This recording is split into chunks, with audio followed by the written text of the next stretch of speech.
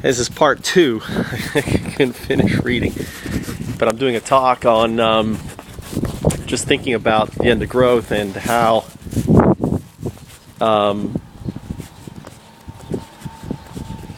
it has changed everything for me, because I've always known that we would somehow or would have to open startups, and I was thinking about doing it, putting everything in the public domain this fall and everything else. And because of the paradigm of the end of growth, right?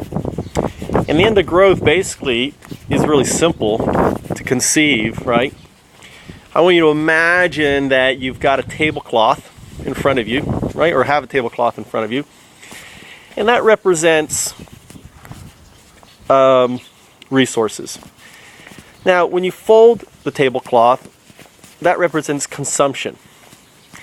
And I want you to imagine that there is a level, right, which is, there's only so much you have. You can't make matter. You can reuse it and everything else. But the thing is that we're experiencing pretty much exponential growth. Not in population, all right, but in usage of resources and everything else, right? So every 10 years, we see this exponential growth, right?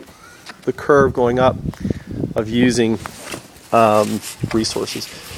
So ultimately, it is, as you fold that tablecloth, imagine you have a level, right? That equals how much we can sustain. So as you fold, it gets thicker and thicker, thicker, thicker, right? So now, how many times can you fold it? At some point, it's going to exceed the resources that we have, and it already has. Scientists are predicting now that we're at 150% of resources. What we're doing is spending our savings, and within 10 years, we'll probably be at 100%, right? Over. So we'll be at 200%, and then we'll probably be at 300% in another 10 years.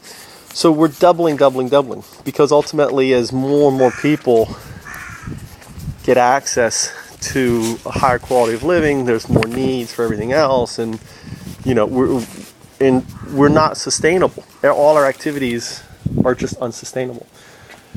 So that's the problem.